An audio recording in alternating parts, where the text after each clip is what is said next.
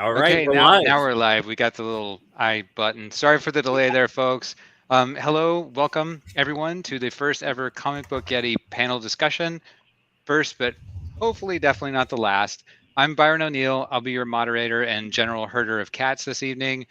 Tonight we have an amazing panel put together who have volunteered their time and expertise to help us navigate the world of comics anthology submissions and all that process, maybe offer some tips, suggestions about selection criteria to help you all out. Let's go around the group and get some quick introductions. I guess somebody needs to take credit for putting this idea together in the first place. So, Matt, help me out. Yeah, so I guess that was me. I'm Matt Ligeti. I founded comicbookyeti.com. Maybe around a month ago, I noticed there were all these anthologies running, and I wondered, aka tweeted, because I wonder aloud via tweets, if there were what we would call like best practices or really good ways of pitching to anthologies. And knowing that every anthology is different and the editors of those anthologies are all different, I thought it'd be cool to talk to some and have them weigh in with their valuable experiences and opinions. And luckily, Kat here responded and helped wrangle the great folks that you see here today. And so I'll pass it to Kat to talk about herself and what she edited. Kat? Yes. So, luckily, I've been working on PR with Russell for his anthology. So, when this tweet came about, Russell actually added me and said, "Hey, Kat, let's actually do something with this because you run an anthology, I run an anthology. We know a lot of awesome people that run anthologies. Why don't we actually make this happen?" So I talked to Russell, and then Russell's like, "Oh, I think I could wrangle some people together." So for me, I run Bi Visibility, a bisexual anthology. We are gearing up for Volume 2 to launch in June, and our first volume got over 1,300 backers. We had about 9 stories in there, and this one we're gonna have about 15 or 16 stories. So we're pretty much doubling the amount of books there. But Russell, I'm going to pass the baton to you because again, you also kind of wrangled this all together and was the brainchild for this one. Sure. So I'm Russell Nolte. I run the anthology Cthulhu is Hard to Spell, which you can see behind me and below. We are on Kickstarter now. I saw the tweet and it sounded like a great idea. And I'm very rarely, Twitter is not necessarily known for its pleasant experiences, I will say. So this was a very it was very quick. Matt tweeted I'm gonna do that. Can we do that? And I think within 15 minutes we had everything going. And I brought on Fabrice because he's worked on the anthology. He's also worked on countless magazines, comics, and anthologies for his own company and others. And then Laurie, I was in Elsewhere, her anthology that just ended on Kickstarter, I think last week. And so it just made perfect sense to bring in 3 people I'm literally working with right now on this anthology. And I guess I will punt it to Fabrice. Talk about yourself. All right. So I'm Fabrice Sapolsky. I'm the hustler in chief at Fishware Comics, and I have to say, today I'm in the presence of Kickstarter royalty. Like, you guys are my heroes. Everything you put out, I'm like, oh, I wish I could do the same. And even though I'm doing my own share of anthologies and stuff, I always feel like you beat me every time, and I'm very admirative of every one of you. I had the pleasure of working with Lori on an issue of Mutiny, my magazine, that comes out in 2 weeks. And I can say today that it is at the printer. It's finally being printed and it's being shipped as we speak, which was really tense. Like, I don't know if anyone has the same problem, but like printing is an issue everywhere. And so yeah, I mean, I'm doing a lot of anthologies. I did an anthology called Noirs Denis Black here that has been very, very successful. I'm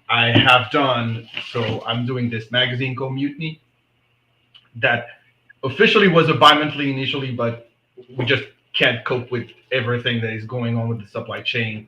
So it's more of a quarterly publication now. And as I mentioned, issue 2 is at the printer. And We have a bunch of other graphic novels and anthologies. We actually have an anthology that is coming up next month on Kickstarter, and that I may talk about later exclusively. But yeah, I'm also in here. Russell's anthology, Cthulhu is Hard to Spell, and he's been amazing with me. Kudos to him. And yeah, so that's it. Shoot your questions, guys. You're last, Lori, I think. I mean, you kind of did it, but I'm Lori Foster. I'm the owner of Unlikely Hero Studios. I'm an inker and editor, and we run, of course, the Elsewhere anthology for UHS. All right, well, I think we've gotten through that. Before we get started, we put a public questionnaire out there in advance. We've incorporated many of those into tonight's discussion. Please feel free to leave additional questions in the comments on wherever you happen to be watching this, and we'll try to get everything covered before we wrap things up tonight. Matt's going to try to help me with those. We're a little bit new on that, so bear with us. All right, so to the panel then. We'll just start broad here. What does the ideal anthology pitch look like? Follow directions. That's my number one. Like a lot of us, just for organization's sake, we have certain rules of what to do when to pitch. And yeah, there's a lot of times where like I'll ask for like a comic book script and I've gotten like screenplays. So yeah, follow directions is my number one rule. Yeah, I agree. I actually put sometimes like the brown. Remember the Motley Crue, or I think it was Motley Crue, like the brown M&Ms, where like if they don't have brown, they don't want brown M&Ms in their dressing room, and if people put brown M&Ms, like they basically cancel the contract. And the reason they did that is because if they can't even get the brown M&Ms right, then they probably didn't read all their pyrotechnic stuff. And so I really do. I will cut people. Like for sure, like easily. Like I do it every anthology for people that don't follow directions. Like art has been beautiful, the pitch may be great, but like if they don't even follow directions, like you cannot, especially people you've never worked with before, like you can't assume they're going to finish the story on time if they can't even follow the directions of the pitch. So it becomes kind of like a Trojan horse to actually see if they can, if there's a good likelihood that they will follow the directions of page size and resolution and whether it's color or black and white or all the other things that you have to do to like get the actual book together. I see nodding of heads. Lori, Fabrice, you're agreeing there? Yeah, yeah, definitely. The most frustrating thing I think is, I give people our guidelines and then they ask a question that's clearly spelled out on the guidelines. Like I'll send the guidelines and be like, well, how many pages? And I'm like, it says it on that link I just showed you. Like and it's not a lot. It's not like 6, it's a single page with 2 paragraphs worth of guidelines. And like, it's like, we don't have time to explain. Do you know what I mean? Like there's no time to re-explain the shit we already explained in the guidelines. So at the very minimum, read the guidelines, pay close attention to them. If you have questions about the guidelines, if you're confused, you can ask us. Those are good questions. Those are fine. But how many pages? I showed you. Swearing is fine, by the way. Let it fly. It's all good. So I didn't cover that at the beginning. Fabrice, I guess I wanted to add that? something about that. Yeah, I wanted to say that for me, it's not so much the guidelines because I'm pretty loose with that, but I understand the need for rules and strict rules and these rules to be enforced. Yet, for me, it's more of a time thing. People are late continuously. They don't answer. They say yes, then they disappear. And that's my biggest pet peeve, especially when you're running something that is very time sensitive. And when you push the Kickstarter or whatever crowdfunding button, there's no way back. So you have to move forward and you have to deliver because you have a responsibility towards your backers. So and if it's not your backer, it's for your readers and or your distributor or yourself. You have a responsibility towards someone. And this is really problematic. It's like, I wish that people who express the desire to join anthologies or magazines follow up with realistic time frames that they can keep. And usually, I mean, it's like when I started being an entrepreneur, which was 27 years ago. My accountant told me something that I will never forget. He said, by design, an entrepreneur or a creative is optimistic.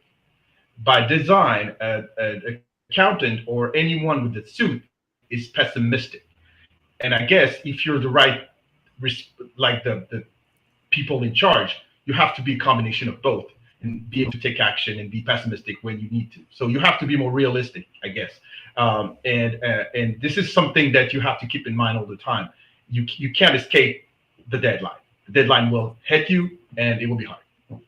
Yeah, and so specifically, like good things to put in a pitch, like you have to kind of understand the vibe that the editor is going for, and also like the art styles that you're going to use. So I see all of the time with pitches that people will like make a pitch and they'll do they'll have an art style, and I will say these two things do not mesh. Like it's just not going to like I can't visualize what this story will be.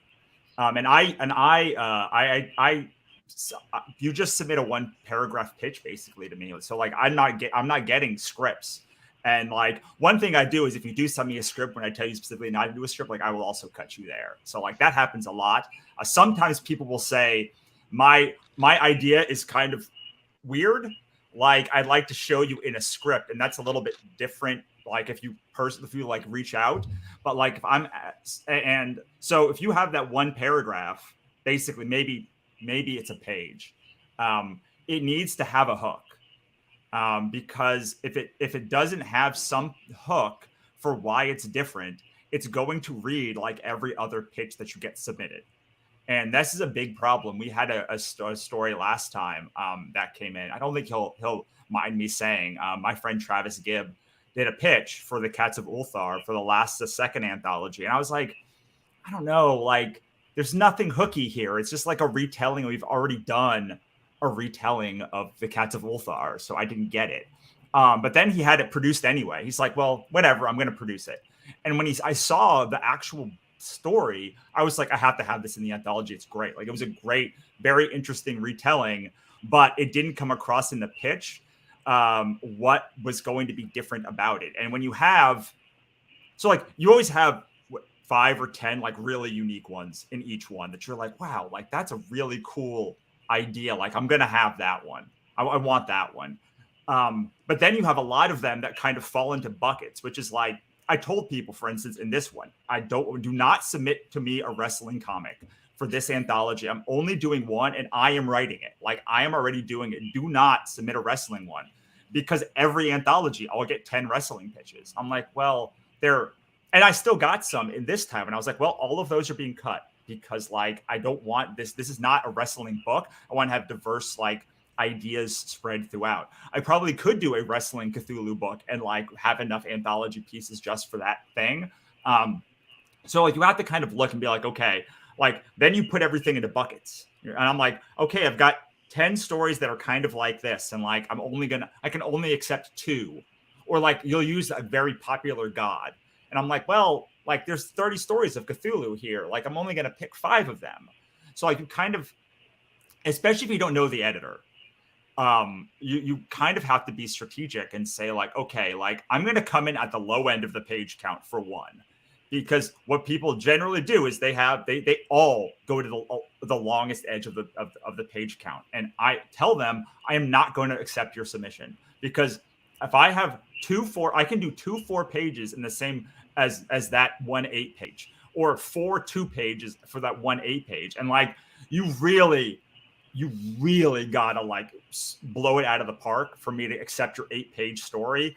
Like, even if you know me really well, even if I know you really well, like I only gave 3 8-page stories in this 180 pages anthology, because I know basically I have so many 8-page chunks. And if I give 1 full 8-page chunk, that's 3 other stories I can't bring into the anthology. So I always say, go to the low end of the page count. Like I accepted 80% or more of the 2-page stories, especially from new creators. And like, that's for me how a new creator like can get in, because I don't want to give a brand new person I've never met 8 pages because I don't know if they're going to deliver. If they don't deliver a 2-page story, whatever. Like, I don't care if you don't deliver your 2-page story. Like, not to be mean about it, but like, it's not going to destroy the anthology if like I don't have those 2 pages. It could very well destroy the anthology to not have those 8 pages. Like, how printing works is that you print in signatures, which is like a certain amount of pages depending on the size and kind of binding you're doing. Our signatures are 16 pages, which means every signature has 2 8-page stories inside of it. And if you cut 8 pages from that, like, it's very hard to make up. And then you're in the middle of a signature, which like makes printing very weird and like actually more expensive than if you just do a full signature.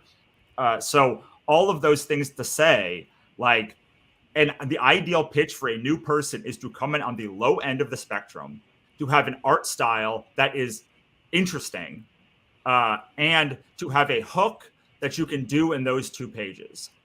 And finally, if you have a very avant-garde art style, you are probably not going to get 8 pages in my book. You just probably are not going. It might happen, but I'm much more likely to take a flyer on a very odd art style, like for 2 pages, because I love that art style, but I'm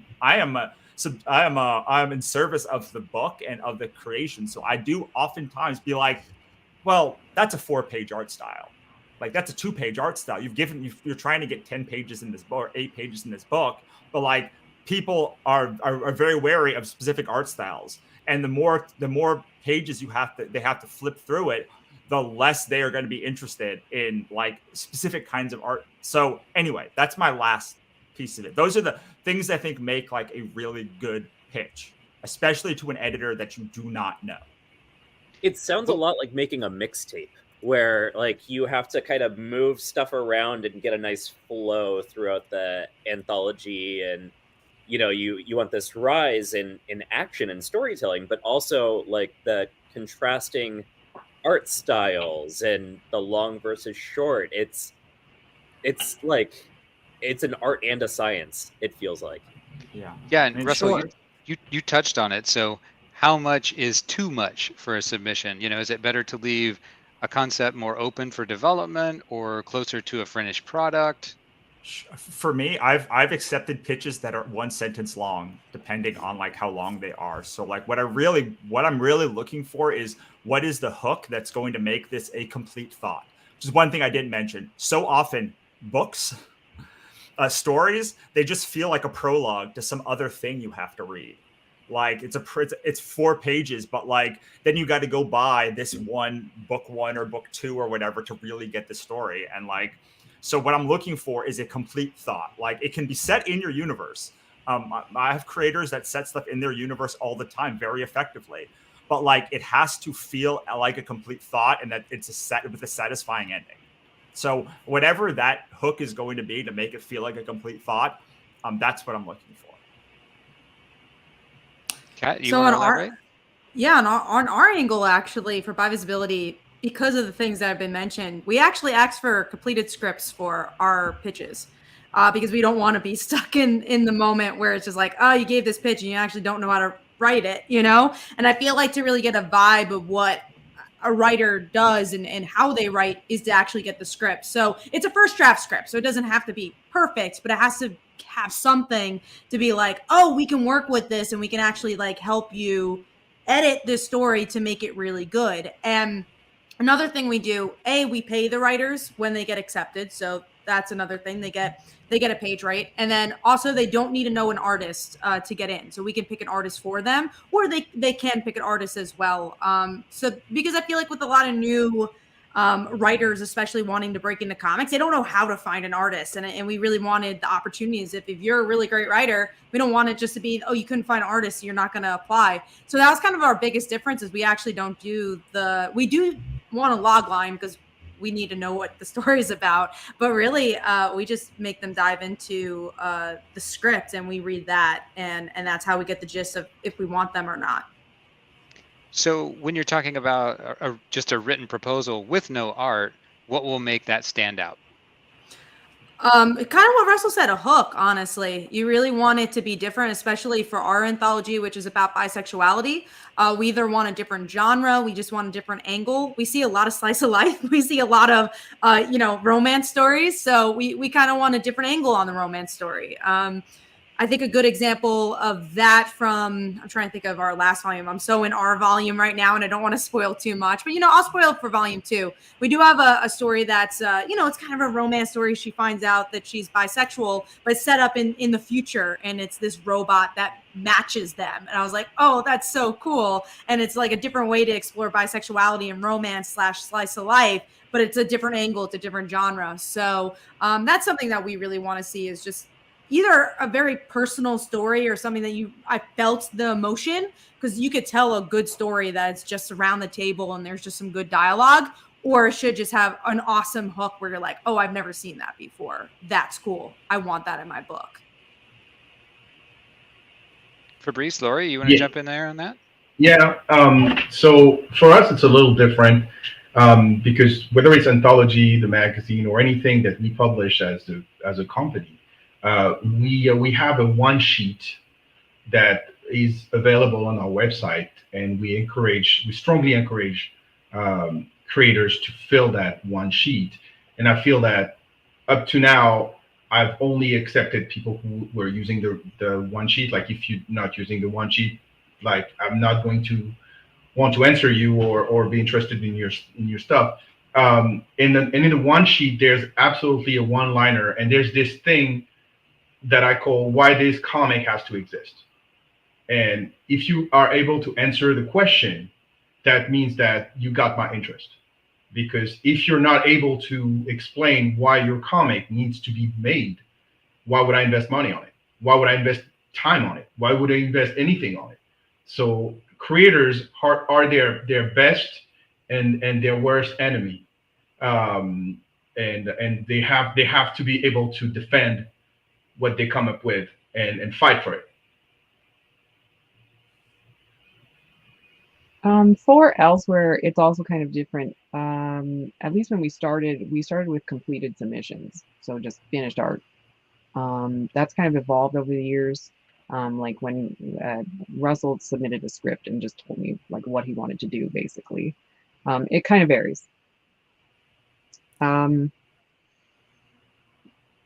I had a point and then it just flew out of my brain. I wanted to, while she's thinking about it, I'll talk a little bit about my submission to Elsewhere, since like we're both on here. And like, so I had seen the previous 2 volumes of Elsewhere, and like the thing I remember about those first two volumes when they opened this one was like they were all fast-paced, action-y, like kind of like very like very like action-y like comic stories.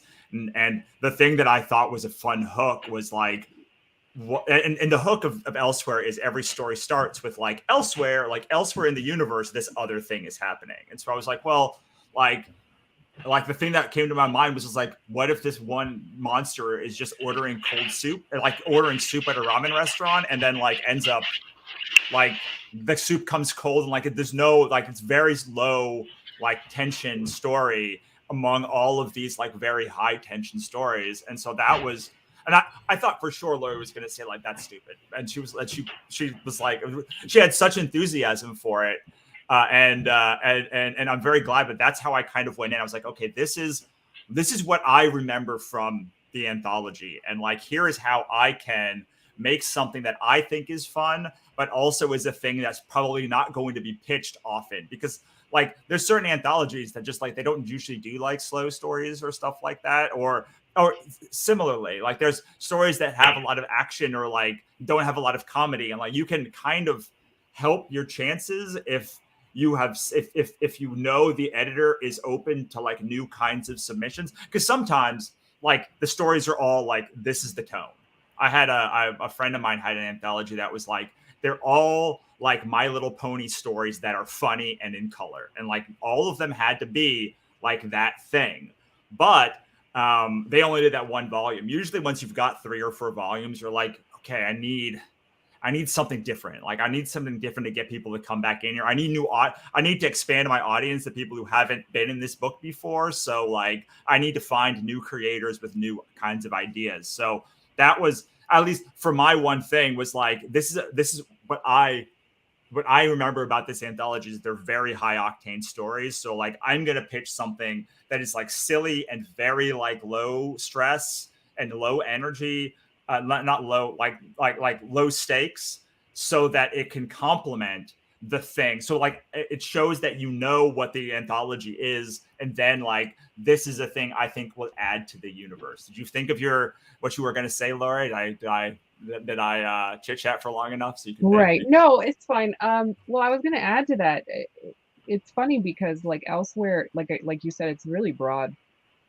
It's a really broad topic. It's all genres, but you're right. Like the first 2 volumes, we basically ended up, almost all of our submissions are really high octane and like horror and science fiction, like really heavy, like completely opposite of Cat, like no slice of life. And I would love slice of life submissions. So yeah, when you sent me that, I was like, oh, that'd be great. Like, I need more of this. But like, yeah, so I think that's a really good point, is just, coming up with, if you read the previous volumes of the anthology and you want to submit, like, you can do a little research, basically like Russell did, and you're like, oh yeah, it could probably use one of these stories or a different type or a different art style or whatever. And that definitely goes a long way, because I was like, yeah, that'd be awesome. Let's do it. Well, while we're talking about that, so let's say my story gets shortlisted and you're down to like 2 or 3 options. Which one are we going to pick? We're on the fence here. What sets those apart? Oh, for me, that really depends on kind of what's already in the book.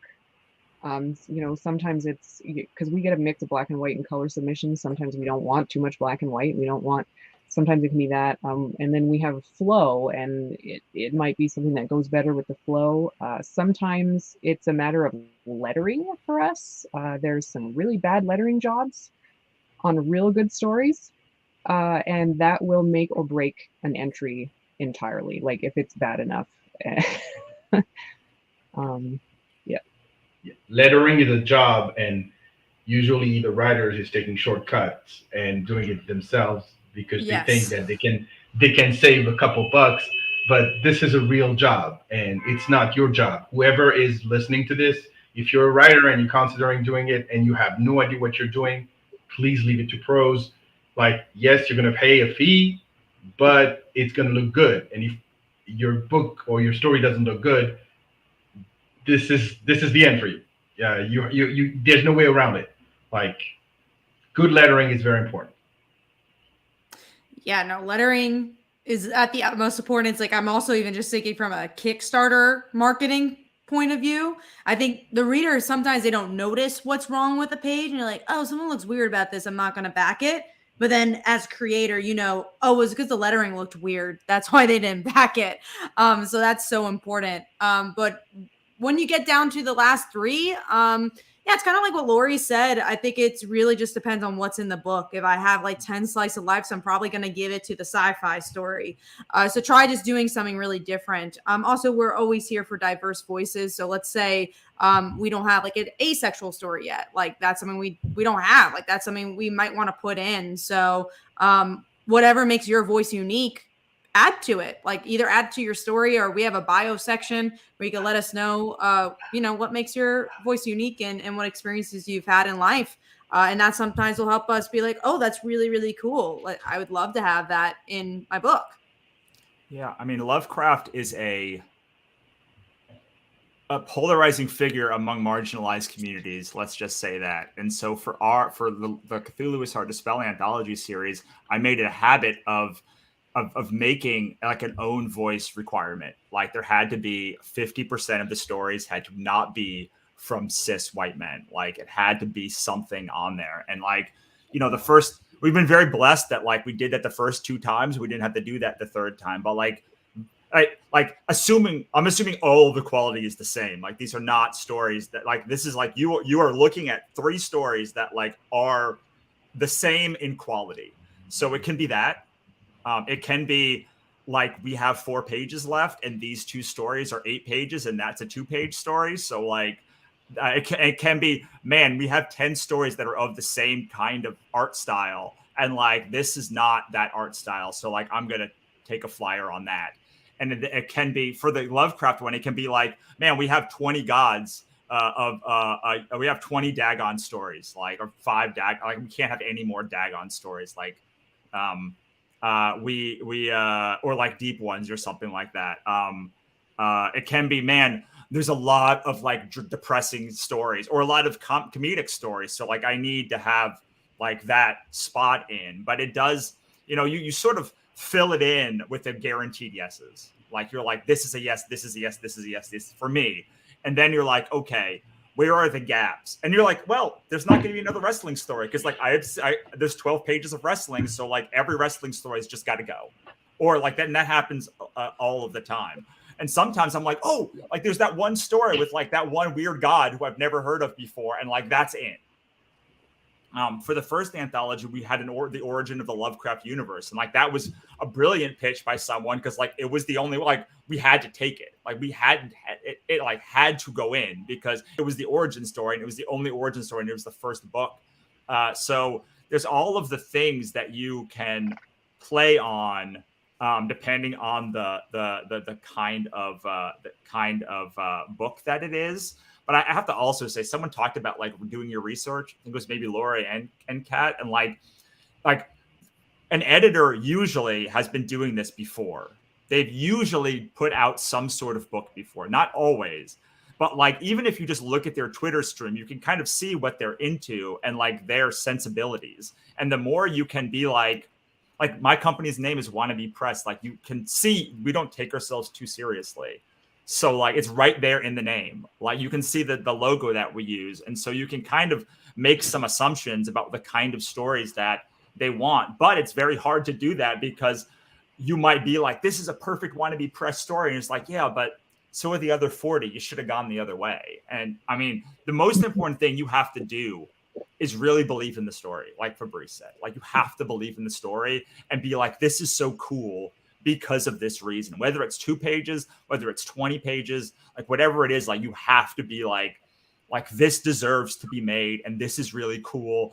And I'm going to make this regardless of the anthology. I mean, you don't have to go that hardcore about it, but like you really need to like have a package that like stands out on its own. And if it's short enough, sometimes I'll be like, there's 3 stories. They're all 2 pages. Like it's 6 pages. Like I'm just can do all of them.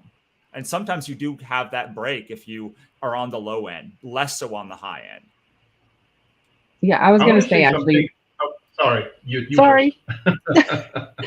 I was going to say, bouncing off of what you said earlier, when you're down to the wire and there are 2 or 3 entries, like chances are I'm not going to take one that's like 12 pages. Like if that was a maybe and I was on the fence about it already, that one's probably not going to go in if it was too long or if it was on the high end of the guideline number of pages. Yeah, that'll decrease your chances, I think, too. Sorry, Fabrice. No problem. No, I wanted to touch like one topic from what everyone has been saying here is curation, because you guys have all your universes in place or your themes in place, like by visibility and Cthulhu and elsewhere.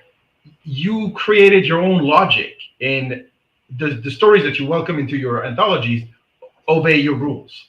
And it's really interesting because I've discovered the opposite of that when I started doing Mutiny, a magazine where you have a mix of short stories and articles and interviews.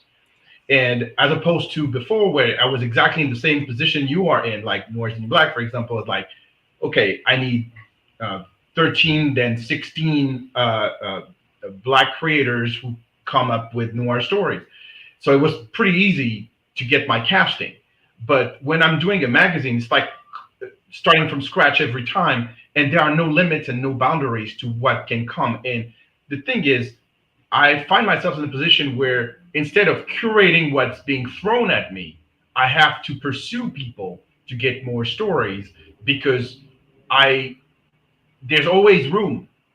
There's always room, and I wanted to welcome as many different genres, styles, and type of creators as possible. Like in the next issue, we're gonna have anime style, which, I mean, to my knowledge, in a general interest comic book magazine hasn't been seen.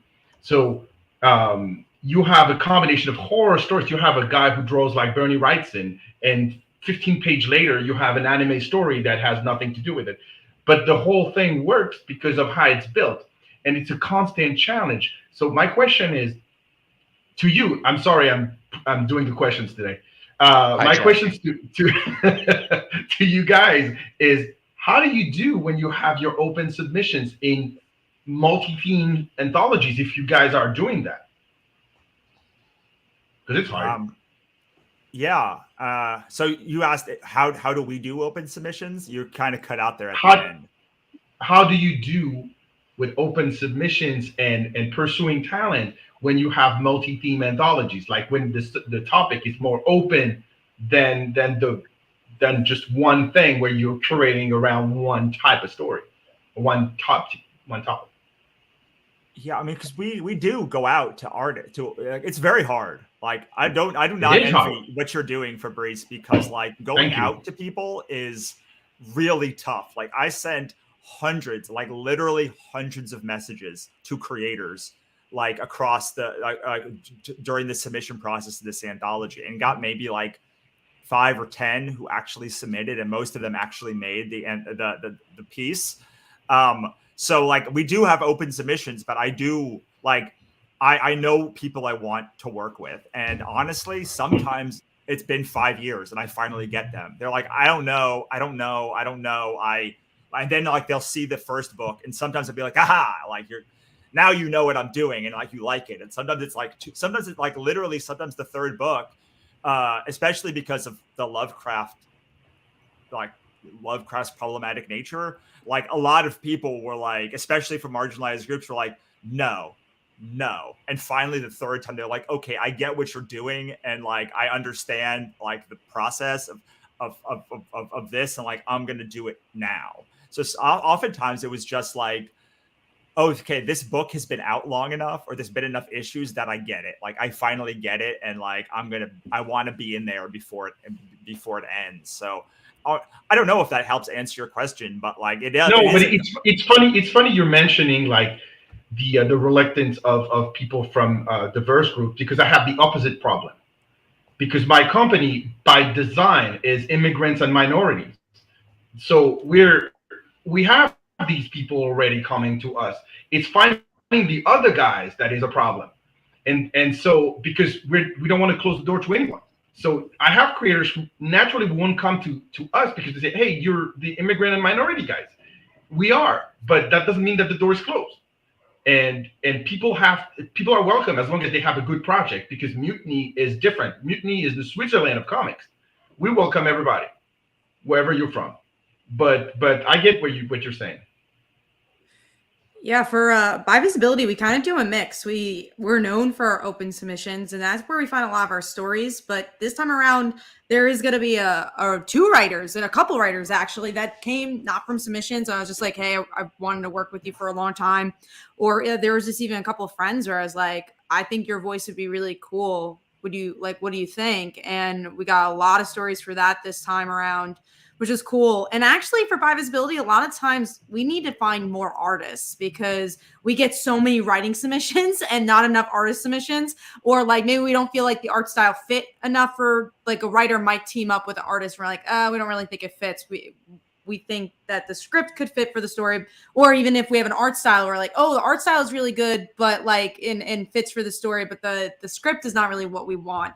So there's always this hunt, especially for artists, and it is so hard. And I think it's mostly, yes, it's the, people don't respond or people are busy and stuff like that. But I think it's mostly just finding the style that you want and hunting through Instagram and Twitter and ArtStation and DeviantArt for hours and hours and hours and reaching out to maybe 10 people. And agents. Yes. Oh, and agents as well, of course. So there's just so much contact, so many emails, and then maybe you'll get 2 people to respond and you're like, oh, now which one should I get? Or like this person will be good for this story. This person will be good for that. But it's just days and days and days and days of looking for artists and just seeing who's a good fit. And I guess my follow-up to that is that if you are online wanting work, there are editors like us looking for you. So please have your sequentials in a place that is easy to find, and have your contact information in a place that's easy to find. I literally just saw an artist today where I'm like, whoa, this person's perfect for what we're looking for. And they did not have an email, and I could not contact them. And their DMs weren't open on Twitter. Portfolio So Day. now I can hire Portfolio Day them. on Twitter. Yeah. So the comics community is small. Everybody knows everybody. Kat, you just talked about wanting to work with specific people and getting that opportunity. So this was a user submitted question. So how, or do you even, in terms of a blind evaluation, process these submissions, kind of to eliminate bias of the peer group, or do you? That's hard. I think I think you just don't hire someone because they're your friend, right? You got to really look at to see if the story is good. And luckily for me, I have two other editors on my team. So I have Phil Falco and Dan who works with me on By Visibility. So it's not just me. So it helps with the bias. I also Yeah. think that sorry. Sorry. No, go ahead. It's me. I'm the problem. No, you're not. You'll never be a problem. I was gonna say, I for Elsewhere we have a similar thing to Kat. We have myself and John Pence, and basically as soon as we get an entry, we basically throw it into a folder on Dropbox, and we just call it by the name of the entry, and we temporarily forget who gave it to us. And when we go through all of the submissions, we read them. He reads them, and I read them separately, and we both give our opinions, and then we kind of come together and we talk about them, and then sift them into like yes and maybe and no folders. Yeah. So, and I've lost track of what the question was. No, just talking about the elimination of bias, or even if that's something that you try to do actively. Yeah. So yeah, the basically anonymous, until we go through the entries, and then, but at the same time, like Russell was saying, like for us, as well, we've had an issue with basically only having cis white men submitting. So we really have to go hunt for female and minority creators. So at the same time, there's like a bias towards like me being like, hey, I'd love some women creators on this because we don't have very many and stuff like that. So there's, we want to avoid the bias, but we also want to have one a little bit, if that makes sense. Yeah, I have it. I put every submission into a Google sheet, and then I have either myself rank it or and then Chris has her thing. But usually, because Chris knows her own people, like she doesn't know like my group of friends mostly. So like she can be much more objective than I am, and I think that it's really helpful to have a second editor when you're doing an anthology, so that you can who has a much different lived experience than you. So like it doesn't matter what your lived experience is, just like look for someone else with a much different lived experience, because they are going to have a different eye, and also they're going to have access to different artists and creators that you have. Like Chris brought in Trina Robbins, Chris brought in Phil, Paul Jenkins. She brought in, even though I knew Ray Anthony Height, like she's the one who like brought him into the anthology, and so she opened the pool, but she was able to like kind of take away my own bias. But then, like I would say, once she got done with her thing, I would be like, no, I want to work with that guy though, or that woman though, or that person though. So like they're in, like I'm putting them in, because like this whole thing, like the whole anthology process is so hard, and like the reason that we started doing it is because I wanted to work with friends who I would never be able to work with otherwise, who had styles that are different than me, or they're writers and I'm a writer. So like part of it is like me messaging people and saying, I want to work with you, please submit to this. Because I want to work with those people that have that are in the comics community that I probably would never get a chance to otherwise. So part of it is like eliminating the bias and having thresholds of like we want 50% of this people, or like we want X, Y, and Z, and like making whatever your metrics are.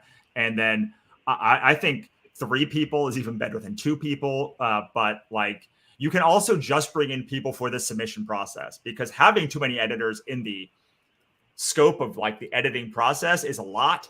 But it is really nice to have two. It is such a luxury to have Chris to be able to not just like parse out the work, but also have consensus on like issues that come up. Like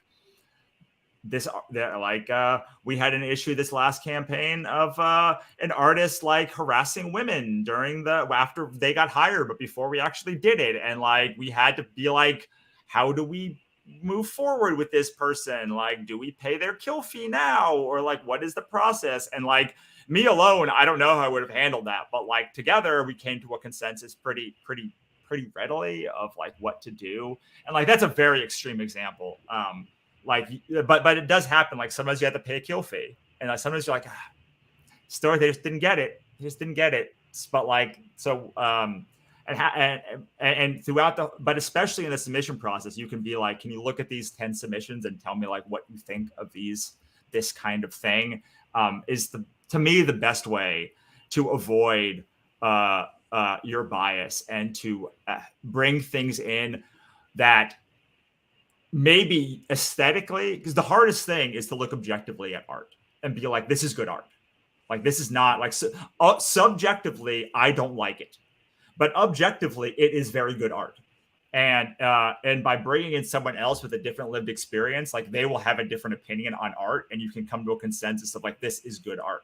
To me, the part of editing, Fabrice was talking about curation, and like having a good eye is the most important part of being an editor. It's being able to see something and be like, I got it. That's like, this is going to be interesting, or this is not going to be interesting, and honing that. And anthologies are a great way to do that, but you do have to. It is very helpful to have no more than 3 editors. Really, more than 3 editors is just probably too many editors. Matt, you mark guys it down have a now. luxury that I don't have. But Matt, mark it down I wish now. I had more never want to edit. I never want to edit an anthology. I think y'all are just masochists. So my next question here is, how long does it take to process a single pitch? So think of this as, well, if they only knew. 5 seconds. Agreed. I think from the script point of view, if the first page is not that interesting, you could kind of know if the rest is not going to be interesting. And again, I'm sure for a 1 page or 2, it's like, oh, because again, we have so many submissions, we can't go through every single one. And honestly, just to tell you, for us, we got hundreds of submissions for By Visibility Volume 2, and it took us like every single day for like 2 weeks. Hours and hours and hours to kind of get through it all. So just know, like, we're not doing it because like, I don't want to read it, or like we're being lazy. It's because literally we just don't have the time. You have to make a point of making it good in that first page. Yeah, I don't mess around with the submission. If you can't hook me in the pitch, like you're gone. Like, yeses and nos are very easy. Where I have a hard time is the people on the fence. Like, I can process like a definite no and a definite yes, but then there's always those people in the middle that you're like, I need to read that 4 more times.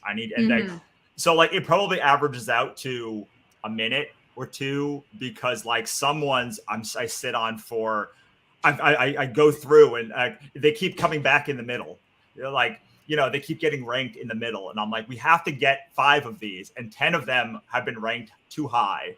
So we have, and like whittling it down to those, that's when it gets hard. But like the yeses, like the hardcore yeses, I will know within 10 seconds for sure. Maybe I'll have to do the pitch and then look at a piece of art to like make sure. But like usually there's like, it's pretty easy for those ones. So there's a little nuance to that. Excuse me. There's a little nuance to that, because if you have a report with an established creator, and we know that there are some creators that are notoriously like bad at pitching, but that doesn't mean that they don't have any talent. So if they have been published somewhere else and you actually like what they produce, you tend to be softer with your judgment on their pitches. And that would be the exception. But if not, I totally agree with everybody. Like it's the first. It's like in design. In design, the first gut feeling, the first idea is usually the good one. It needs refining, but it's usually the good one. And in pitching and receiving pitches, is the same thing. So everybody's going to. If you're worried that you might end up in the middle, have a pitch closer to the short side, the short end of the length, because one that has a really good hook. Yeah, have a really good hook. So like we talked about Travis Gibb before, and like he was a creator that I knew. It's like he didn't have to necessarily have that like good hook. Like Fabrice had a great hook for his like pitch for the anthology. That's why he got in. It was a good pitch. Like it was a good pitch. But you don't like when I'm the worst defender of my own stuff, and Russell would like hit me hard on the back because like, what are you doing? Your stuff is great. So it's like, all right. So, I mean, I'll tell it like, so Fabrice did not have a lot of sequential pages when he like submitted his thing. This is his first like sequential that got in a book. So like we had a conversation with Chris and I was like, I vouch like Fabrice is gonna be good. Like I vouch for Fabrice, like he's in the book. Like I know we technically doesn't have like the requirement for art, but like I know Fabrice, like I want to work with him. He's in the book. And like sometimes you get that. And sometimes you just have to, like Fabrice said, like I know the quality of Fabrice's work or Lori's work or like, and like, yeah. And like this, like I trust, sometimes you have to just trust. What I learned from the Travis situation is like, sometimes you just have to trust that a good creator is going to bring something good, even if you don't quite get it. But that is latitude that you are given by like a career of making good things. So, and that goes into my next question, where how important do you feel like community is for getting into an anthology? Like having that experience in the field, knowing the editors, knowing the other creators, etc. Sorry. I think it's so important from a standpoint of like, just you want to work with cool people.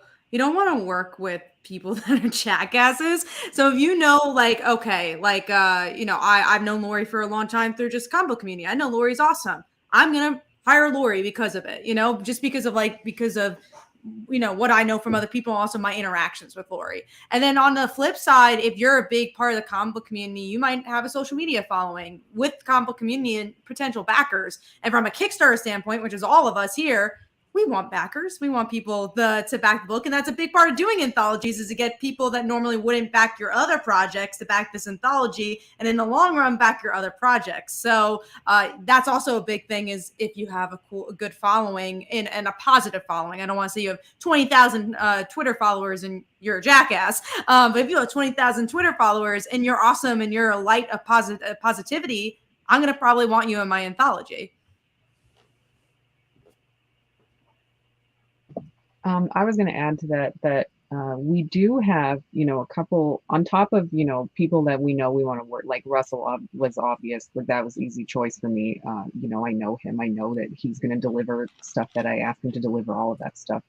But also we have, a couple of creators that have been with us since the first volume of Elsewhere. We just finished funding the third, that like, they've hit a point where they love us, they know what we want, and they send me 3 or 4 submit. Like as soon as the Kickstarter for Elsewhere 2 ended, they sent me like 3 submissions for Elsewhere 3. Like they're already excited, they're already ready, and they know that it's very likely I'll accept something of theirs because they're really solid creators, and they hire different artists every time, and they do different genres and different stuff, so it works really well for us too. So sometimes, if you've already been in the anthology, there's a higher chance, if we worked with you and we liked it, and we liked you and you liked us, and you helped promote us, and vice versa, and all of that, and you enjoyed the experience and so did we, then there's a higher chance that you might get in, the following time. Not that we're accepting all the same people, but there's a couple of people that are just staples that work together with us. So what's the sweet spot for number of stories in an anthology? Do you go into it thinking, okay, I've got 128 pages, I need this and this and this? Tell me about the process. I know for By Visibility, we had a 44-page book, which is actually very short for an anthology, but we didn't know how good it was going to go. So obviously it went really well, but we didn't know. So we're just like, and books are expensive to make, you know, especially in our regard. We were paying the writers as well, obviously paying the artists, paying the printing fees. That's all a lot of money.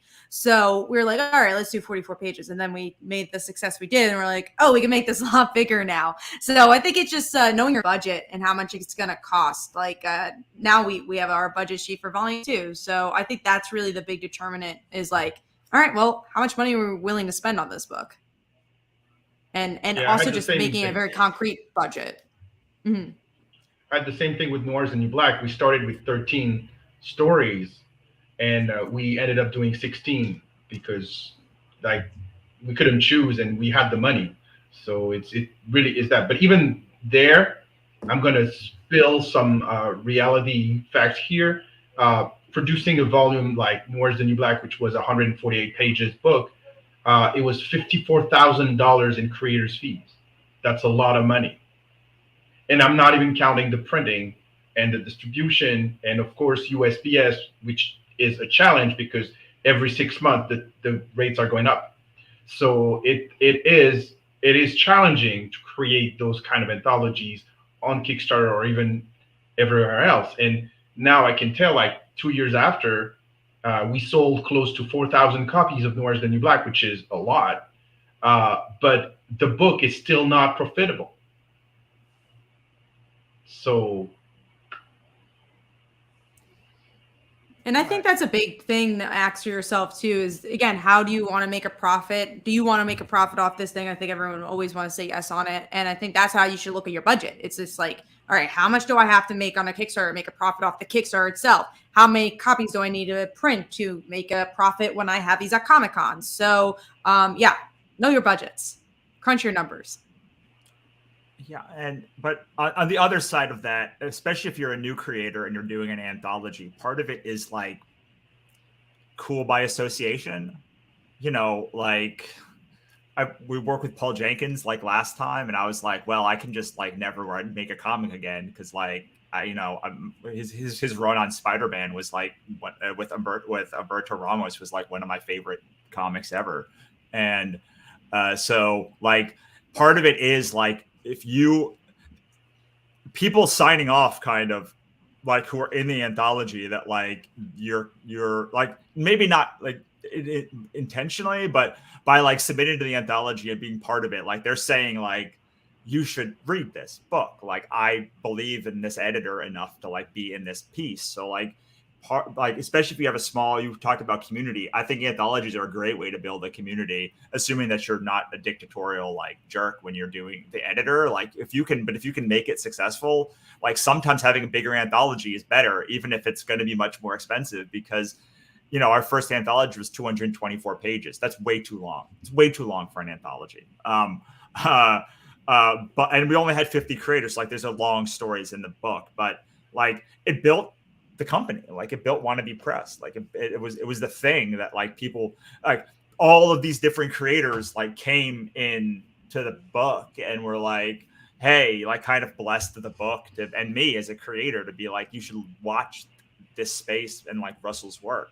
And so like I'm not saying make a 500-page book, although I think that was what Pop Gun was, but like having a bigger anthology means like your tendrils stretch just a little bit further, and that's kind of the push and pull, right? Like more people means more people will see the book, but also make it more expensive and expand it out and maybe get people exhausted that the book is too big. For me, I decided this last time we had like 5 stories or something. We usually try and come in at 160 to 170 pages. We had like 5 stories this time. It was the last one me and Chris are editing. I was just like, just do them all. Like, what is this going to be? Like a 20 cents more a book? Like, just we'll do the whole thing because I want everyone in it. And you do have to be conscious of your budget. Like do not blow your budget on this thing. But part of an anthology is you can do something that has greater reach than probably your own personal work is going to have. Like Lovecraft is just a bigger sandbox that you can play in than like any of my personal work is. And so you need to make sort of that determination as well.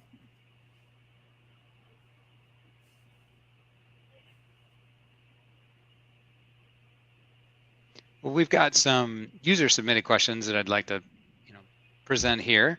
A lot of these are about drilling down into the submission itself. So does extra materials, character designs, that sort of thing help hurt, or isn't considered, alongside in a pitch? Just give me a good story. That's all I ask. That's simple. Story is king or queen or both. If you're going to submit art, please, God, submit sequentials.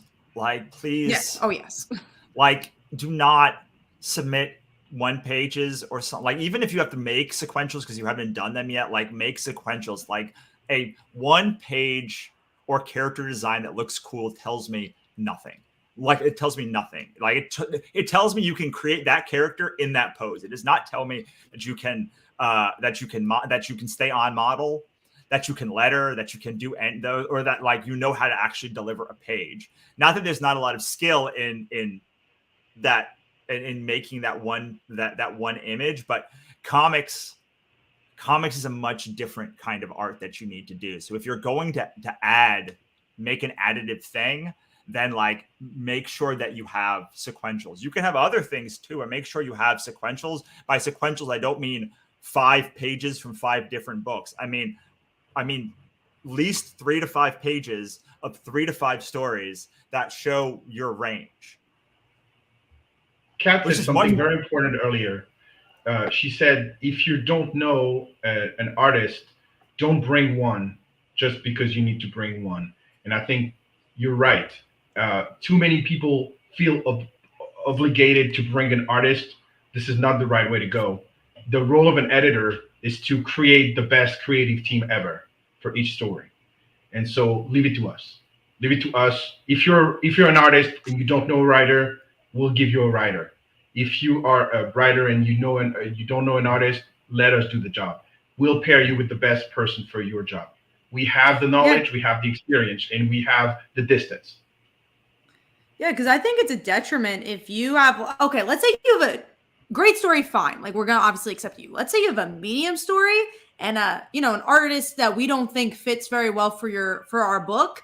We're probably going to say no. But if you just had a medium story and we don't really know what the art's going to look like, and then we're seeing an artist in our head, you might get accepted because of it. I was going to add to extra material won't really make or break a submission, but if someone submits like a completed story to me and then they're like, oh, hey, what do you think about, we have this print and we have these character designs and we have this sticker design that you could put on the Kickstarter, I do appreciate that. And I do notice that, that there's a couple of creators on each volume of Elsewhere that have been like, oh, hey, I have this thing that would work really well as a print. That kind of thing is appreciated. But if you just submit that with no sequentials, of course, it won't get you very far. There is a thing that, like, some people have very avant-garde concepts or characters, and like, it is very helpful if you've got an off-the-wall concept to see the art.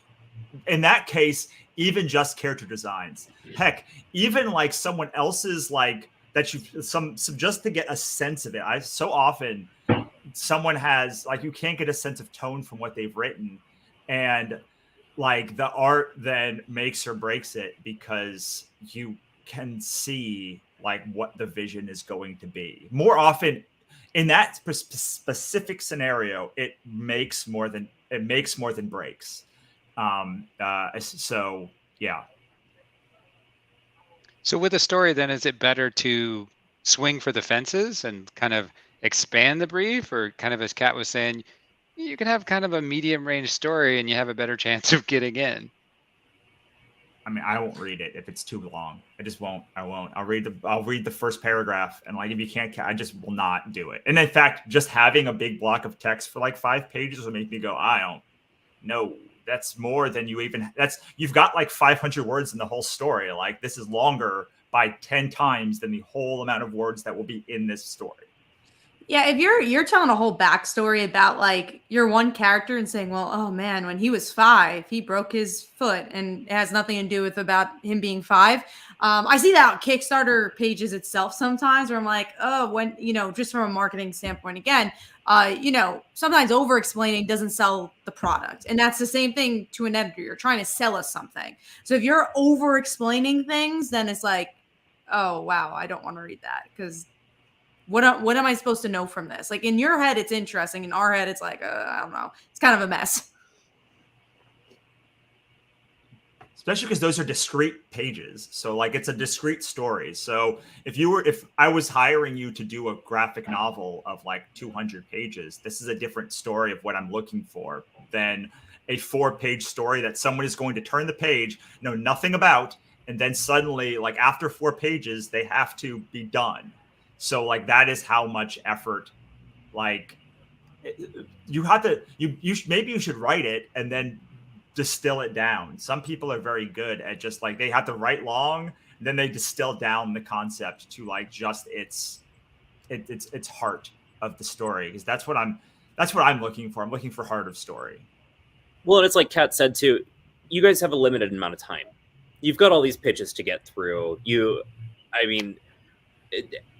Does everyone here also work full-time jobs on top of creating comics? Like it's hard to not just want to throw something away when you see like 5 paragraphs of text for what could just be a really short pitch, I'm sure.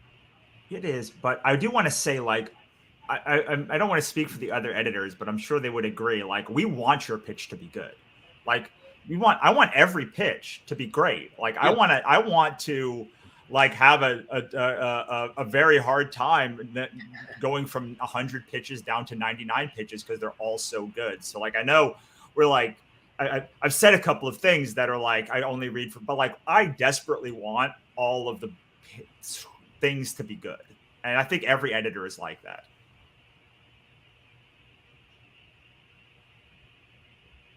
Yeah, I would agree with that actually. Like it makes me sad when I see, like, I'm like, oh man, it's the 5 pages of text, and I'm like, man, this could be good, but like I can't help you make it good right now, but it could be good, and I wish all of them were perfect. That would be great.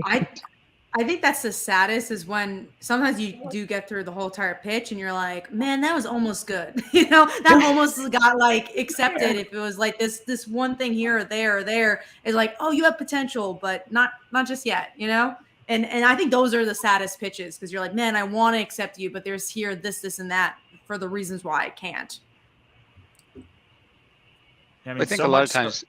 Go ahead. I was gonna say, so much so that like I will literally, if a pitch is on the edge, I will message the creator and be like, can you do this in 4 pages? Like, I'll give you 2 pages for this, but that's all I can give you. And like, even if we're overfilled, I still will reach out and do that to people, because like I want that in the book, and I want them to have a chance to tell their story if there's a way to. I don't do it to everyone, but like sometimes I will go to people, and sometimes they'll say yes, and sometimes they'll say no, and like that just depends on what their vision for the story is. Well, and I always wonder about that too. Like, if there's a wonderful artist, but then like the story or the script doesn't look great, and you're like, hey, could I pair you up with a different writer? Or if there's a great script, but they brought on an artist that just does not work with the anthology, or their level isn't quite what you would want, do you ever reach out to them and you're like, hey, great story, maybe find a different artist? Or going back to that earlier, pay for a letterer. Like, do you ever just reach out and you're like, seriously, like I've got Hassan on speed dial, like I hire him. Or a color artist, because we didn't cover that, but there's also the coloring is crucial, the quality of the story, and some people just don't know how to handle it. They don't know what a professional comic color artist is, or how they work. or sometimes they will hire a color artist that is professional, but who's not tailored for your story, and it's just as messy. So we have to pay attention. Again, editors are the unsung heroes of our industry. We don't take any credit. Our names are not on the cover. We're in the back under everybody, but our role is important. And we're not. I'm not saying that because we all want the recognition. I think we're satisfied if the book that we birthed with all those creators is good and has people happy about it. Yeah, and to answer Matt's question, I do that all the time. I think especially because we again have the finished scripts line up for the way we do submissions. Yeah, every single volume I've done that at least once or twice. Yeah, same here. Definitely, with lettering, especially as I we have letterers. We have letterers right here. We can help you. Something also with what Fabrice said is I find we get a lot of black and white entries, and like black and white is, you can tell when an entry is specifically made for black and white versus an entry that they were too cheap to color. And then in the past I've been like, we can't take this, but if you could get it colored, like here's some colorists, here's a subject. It just doesn't work as black and white sometimes. Yeah, 100. And again, that's advice I give people that are running their own Kickstarters that don't have anything to do with anthologies. I've seen that a lot where you're like, oh, well, I need to save the money. It's like, no, you will get so much more money if you just color it. You will make your money back very quickly. And something going back to the lettering comment, that is why for at least our anthology, we have one letterer that does it all. Because we want the lettering to be that consistent. And we've had people like who are letterers be like, can I letter my own story? I'm like, no, because we want it to be consistent. So we're like, we literally have one letter and one logo designer that does Taylor? every single story. Yeah, Taylor Esposito does the lettering, and love Taylor to death. He's so quick as well. He's so great to work with. And he does.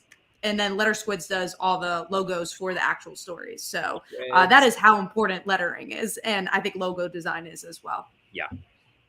Well, we don't, we don't have one letterer. We certainly have many times. We have a kind of stable of letterers. And if a story comes in and it's not up to snuff, which is the most common thing, for sure, 100%. It's, did you spell Cthulhu right? And is your lettering good? Like those are the number 1 and 2 things that people do mistakes, even on the finished stories. And like we will tell you, like if you submit, like we'll like be like, we can't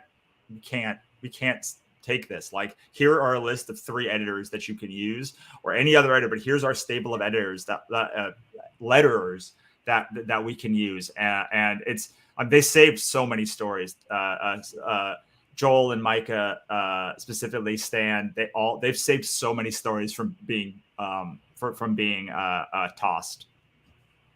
I am kind of an exception because I'm doing the lettering myself, but that's because I have 25 years of graphic design under my belt, so it's not really an effort. It's kind of like a second nature. But I also like to work with other letterers. They just don't like to work with me because I'm so picky that it's really hard for them to succeed. And I won't name names, but there are some people who really would like strangle me happily because of how I treated them with lettering. So yeah. Well, let's say somebody has to drop out for whatever reason after you've contacted them and they're in. Talk to me about, what do you do? How does that work? I mean, they get out. I mean, I'm not a person that like, we overfill specifically. And I recommend if you're an editor, like, unless you have like overfill, because, 10 to 20 pages are probably going to come out for some, even from your like really reliable people. We had a team drop out this anthology because of like some personal reason, and like they have been in all of our anthologies up until that point, so gotta hold it against them until they miss a deadline. Like if they miss a deadline, like they're dead to me. but if they without telling it, but if they come and they say we can't, we don't have the ability to do that, then like they're out and you deal with it, which is why you don't give a lot of 8-page stories or many 6-page stories. I give mostly 2- and 4-page stories out, because like if those fall off, like you're not missing that much. Yeah, as editors, I feel like we just have to plan for, like, assume that a disaster is going to happen and then just work back from there. 100%. Always have a plan, I think. Always just be in battle mode for sure, because anything wrong that can go wrong can happen. But sometimes anything right that can go right can happen. Like, not to be a pessimist, but I think it's always a seesaw. Things are going to go really good, and then things are going to go really bad again. There's never really a middle ground on that. So just be prepared and be able to workshop your problems. And that goes back to why it's great to have more than one editor. Again, also great, probably don't have 4 or 5 editors, but, have a sweet spot of 3 or 2 editors, maybe 1 or 2 more people to work with you. And that way, the most important thing is like, looking through submissions with you, but also problem solving with you. Having someone else to talk to is so valuable to get things done. Yeah, and also for everything artistic, like covers, pinups, whatever you're doing, just have plan C, plan B, plan Z in place, because it will happen. Like I made the stupid decision to create a magazine with 5 covers with every issue, and it's just a nightmare. Yeah, I can imagine that. I will tell you, as an editor, it does not matter how long your deadline is away. In 80 to 90% of your people will not work on it until the last month. Like, it just will happen. Like, they'll be coming into the deadline. Then when you tell them, they tell you they need more time, and you're like, I have a deadline. You're like, it just, you have to, like, I gave 6 months. That's human nature. Yeah, I gave people from February to like November, and I still got people telling that like with the same story that so just know that, like, for instance, don't schedule a deadline in January 1st, even if you give them a year, because like I did that once, and so many people worked Christmas and like New Year's. Like, I felt so bad, especially because like it's not like Anthologies pay great, and so I felt so bad. And I just didn't think about it. Like, don't do it December 1st either, because that's like Thanksgiving. Like, make sure, because most people will turn it in late or like at the last minute. Like, don't make them work major holidays if you can avoid it. But also, if you're making a deadline, don't make it like 2 weeks before you're going to launch a Kickstarter. Make it, that way, if they miss a week or two, they can miss a week or two. That way you give a little wiggle room. They don't have to know that, but you should know you can get a week or 2 wiggle room before things are in danger. Yeah, fake deadlines. Yes.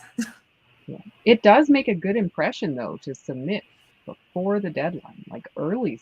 Oh, hell yeah. I want to hire that person again. Right. No matter what. If there's someone who gives me early pages, I'm like, I want to, and someone who communicates really easily, someone who can like gives you quick responses. I'm like, I want to work with you again, no matter what. Because like, you're easy to talk to and you get through your deadlines very easily. Like, I will 100% work with you again.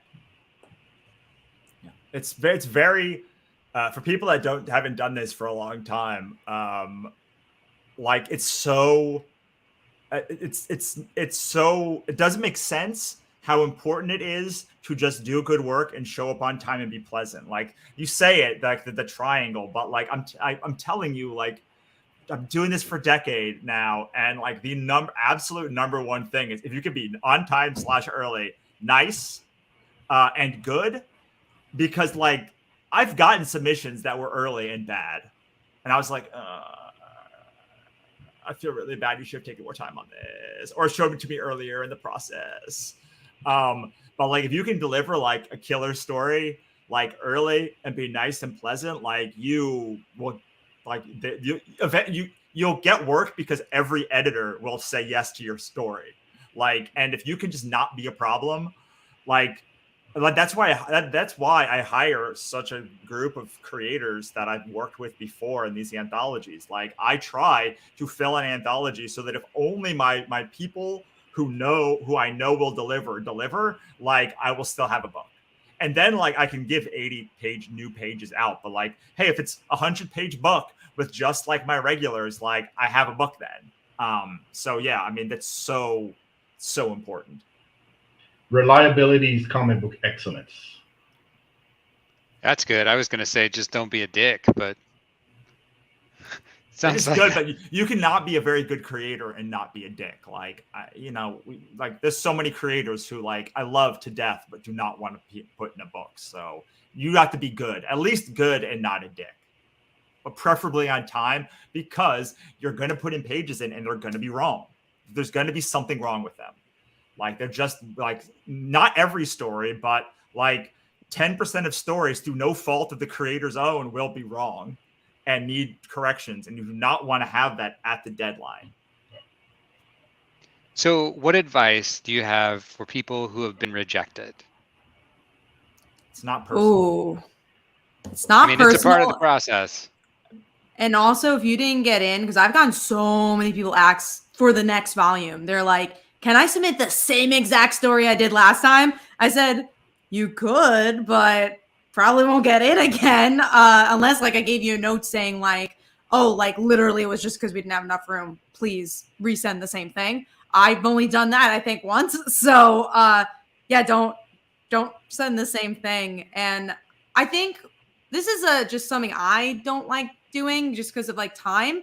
A lot of people will ask for notes, and it would be unfair for me to do that. Because if I give you notes, then I would have to give everybody notes. And I just don't have the time to do that. So obviously you can ask. I'm not offended by you asking, but I would want you to understand why I can't give notes. Because again, it's like we've had hundreds of people who submitted, and then we can't do that for everybody, and that's unfair. Don't badmouth the editors. Like, so here's the thing is like, rejections go out to everyone, and like the people are on social media, and then they like talk about the rejection that they just got, and I'm like, that can only be me. I literally just sent this 30 minutes ago, and this thing is 15 minutes old, and like I know, like this is not personal, but like if you're gonna make it personal, like I'm just gonna put you on the blacklist, and because like this is part of the job, and like you're allowed to feel bad about it. Like your feelings are valid. How you deal with those feelings are going to interrupt your career, make it better or like make it more successful or not. Like I've had so many people that got in and then not in, and so many people that didn't get in and got in. And I've had people that submitted to all of our anthologies and haven't gotten in. But like I don't know what to tell them. Like I want to tell them you're a very good creator. Like just this specific story or like this tone is not resonating. So yeah, please do not make it personal, because I'm not going to make it personal unless you make it personal. And my personal is I put you on the board that says like don't work with this person again. And I'm not saying like be sad about it. I mean like anger towards like an editor who is like rejected you, even if you're frustrated.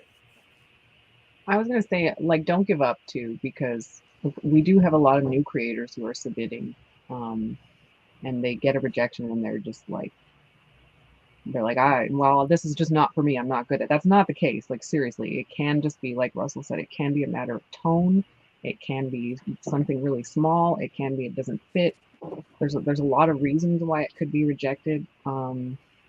And if you really want to get into a specific anthology, like my advice would probably be definitely submit again the following year, not with the same submission, and probably get that anthology and read it, like the volume that you didn't get into, and read it and be like, okay, what is this theme? What is the level of lettering and coloring? Like what should I be aiming for? And I think that would also help.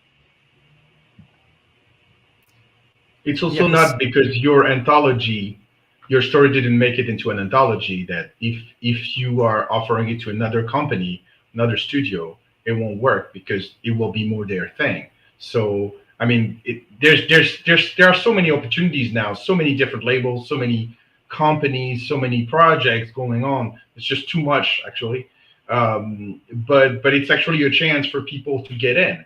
It has never been easier to break into comics. Now the problem is not breaking into comics; it's staying into comics, meaning having the drive and having the energy and the talent to stay. So there's a lot of people that maybe didn't have a great pitch the first time, but like did improve over time. It happens. Yeah. You find your voice at some point. People will reach out.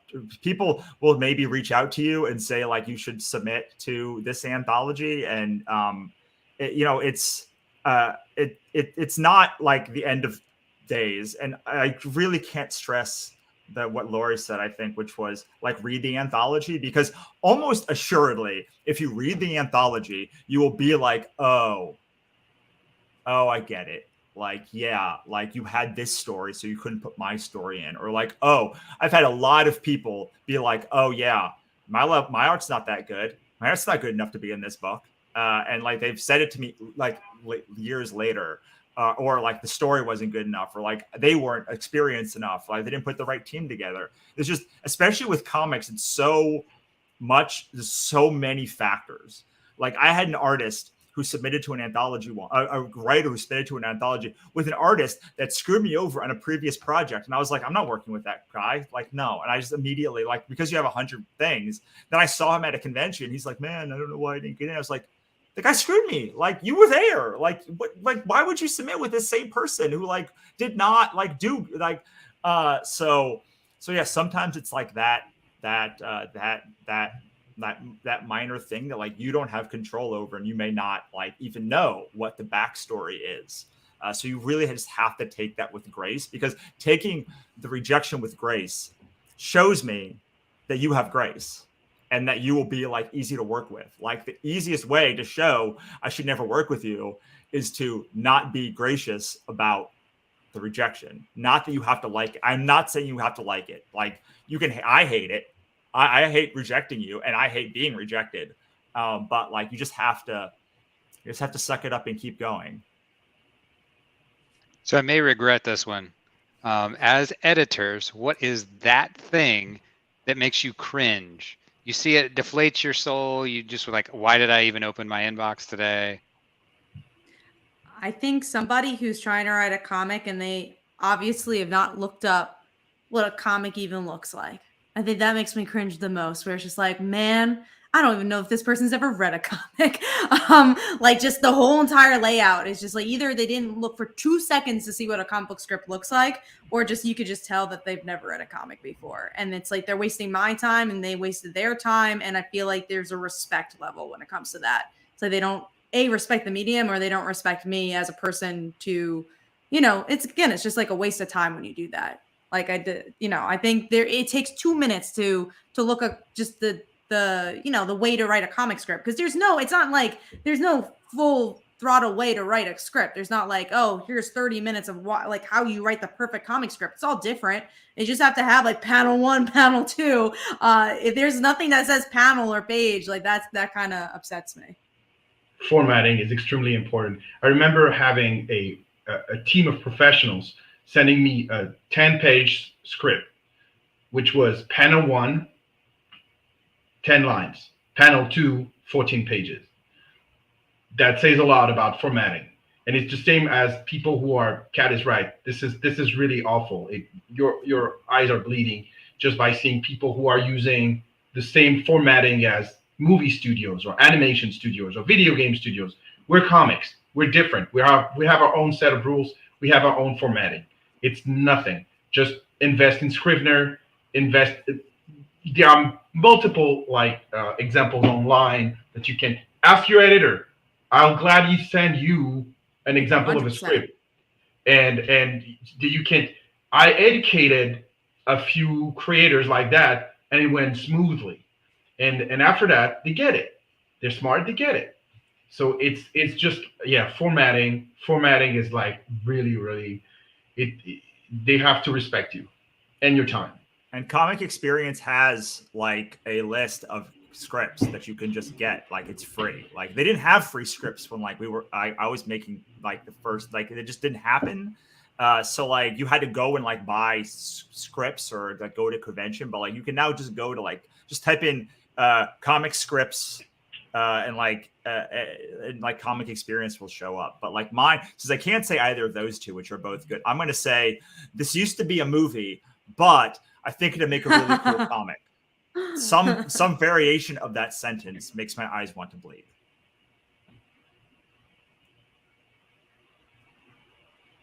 Lori, you're last. I'm trying to think if I have something to add to that, because that was pretty good. How about those Yeah. times where you get 10 times the same idea under with different creative teams, and it's like something is in the air? Did you get that? Yeah, definitely. Yeah, for sure. I don't Yeah. think that rubs me the wrong way as much, though. I'm like, oh, I get it. It's just like sometimes Yeah. there's that alien movie, alien story someone wants to write. But I think once you're reading a lot, you're like, man, there's that alien story we're seeing again. I have had multiple entries from people of licensed properties. Oh, wow. So Oh. that was definitely an instant like, we can't publish this, right? I'm not sure I can help you. You Yeah. literally called this Frozen 3. I can't. On that note, I've also had a lot of like very raunchy like stories in my all ages Lovecraft anthology, and I'm like, I can't publish this. Have you ever seen any of my work before? I've literally never had a sex scene in anything I've ever done. Yes, I have also had that. I've had a straight up just porn. Oh, same. All the time. Yeah, at least one anthology you get one or two of those. That's all Indiegogo is. Exactly. You're hitting up the wrong anthology here. Which goes just to like, you need to know the editor of the book and like who's gonna be like, usually the company would exist before like the anthology started, or you would know them personally to know their aesthetic taste, or like read the brief and you would know the thing. But like, the more that you know what they're after, the better the pitch is going to be. And the more you just go in and say, I have this story, I'm going to submit this story to every anthology, and eventually one of them is going to take them. It's almost a guarantee that no one will ever take that story. All right, last question. We're going to go around the room. I want everybody to give me their last big piece of advice. Kat, let's start with you. Oh, wow. My last big piece of advice is, I think keep on trying, just keep on writing, keep on doing. And that's the best way to help your craft is, even if you don't get published at one time, the fifth story that you write, you're going to become a better writer. So just keep on submitting, and something will hit, because you're going to become better because of it. Russell? Mine is easy. As easy as it is hard. The easiest way to get into an anthology is to make your own anthology. Like, just make it. Like, I got literally 0 entries into an anthology until I made an anthology. And then what happens is the people that you made an anthology with, like, start making their own anthologies, and they accept you to their anthologies. And and then eventually you like start getting into slightly bigger and bigger and bigger stories. And by editing an anthology, you get very good at understanding what makes a good anthology story. I mean, if you like are focused there. I had a very hard time doing 2 pages, like 2-page stories, until I started reading 100 2-page stories every time I opened a thing, and like watching them come in and seeing how they turned, and seeing what was successful and unsuccessful about them. So really, like, if you're having trouble getting into an anthology, this is the best piece of advice I've ever been given. Everyone wants to be part of something. Nobody wants to do the thing. So like, if you can just be the curator of the thing and be like, I'm going to do all the BS work. Like, I'll do it. Like, that happened in my podcast. We got tons of guests on my podcast because everyone wants to be on a podcast. No one wants to like start a podcast. Although like it seems that everyone has these days. But like anything you can do to like just say, I'm going to have this cool idea. Here's my vision. Like you have to get people to buy into it. But like you may have a 44-page anthology the first time, or 20-page anthology, or 50-page anthology. Like our first anthology, we accepted 350 pages of stories and we only got 220 back. So like that's not a very good success rate, but like it did lead to like a huge anthology. So yeah, I mean, if you're having like, I don't think you should do this if you have no experience in comics. I don't think it should be your first foray into comics. Shouldn't be like doing an anthology. Like you need to understand like what makes a good comic. But like if you are having problems getting into an anthology, the easiest way to solve that is to do your own anthology, and then you'll have been in at least one anthology, unless you are not good enough to be in your own anthology. All right, Laura, you're up. Man, that's a tough question. I'm still trying to think of something really solid. Yeah, don't we can give give up. you more time. We could go to Fabrice if we need to. Fabrice, do you have something? I always have something. Okay. All right. My first piece of advice is be stubborn, because you need to want it more than everybody else. So be stubborn, be persistent. And the second thing I want to say is work on your creativity game. There's a lot of competition in an anthology and in the comic book world as a whole. So if you want to work on your creativity game, stop taking inspiration from Netflix. Stop taking inspiration from other comics. Stop taking inspiration from books. Just close it down, go in a cabin in the woods, and read nonfiction, read the news, get real culture, like real books. It helps. And try to diversify your source of information. And you will see a flow of ideas popping in your head, because the world is big and there's a lot to talk about. Yeah, to add to that then, becoming a part of the comic community and becoming active and like talking to people and joining groups and really interacting with people. And, you know, if you get rejected, you know, maybe talking to other creators and being like, well, what do you think of this? And what could I do to improve and all that kind of thing. And staying hydrated and getting enough sleep. Can I add that? Sure. Well, if we don't follow those rules, Word. then should we be giving? I don't know. I don't know if I follow that rule enough. I think teachers don't have to follow the advice that they give. Just it is good advice. True. But like, can I tell you how many good ideas for anthologies came from people being bitter at they're not getting into an anthology, and then like deciding to like, instead of like being outwardly bitter, just internalizing it, and then like coming out with something like really cool that like they think. Because we're not like the arbiters of taste. Like we happen to have said, this is my thesis argument of what I think is a good anthology. Like that's all we've then put it together. So really, like, yeah, it is about moving on and being reasonable. I can't tell you how many people like I think are going to succeed, and then 5 years later they like they just gave up after their first project. How many people I thought were going to like not go the distance, and like they ended up just through like sheer force of will doing it long enough that like they got it and like long enough to find their voice, because like that's really to like, you need to write long enough to find your voice and the kind of stuff that like makes you unique as a writer. And like it doesn't always come the first story, but eventually you're writing long enough and you're like, oh, I get it. Like this is what makes like my work. Like this is what makes something that I want to talk about, and this is where I have a thing. And then you can say when you submit to an anthology, hey, this is my thing. I want to do something totally different this time. And like that happens with anthologies as well. Is you're like, I have a secret sauce. I want to completely throw that out and do this other cool thing with these 4 pages that I've been given. All right. Well, I want to thank the panel for joining us tonight. Big thanks to all the folks who tuned in on Twitter, YouTube, and Facebook. So we hope it's been educational for everybody. Hopefully you picked up a tidbit here and there to make your next submission stand out and what not to do, because I think we covered that pretty adequately. Guess, is there anything else you'd like to add before we sign off? Plug your Thank stuff. you to you. Thank you for doing this. Yes, thank you. Oh, and plug yeah. our stuff. Go check out Twitter. Yeah, this is where our link to our Kickstarter Yeah, we're is waiting right for now. submissions.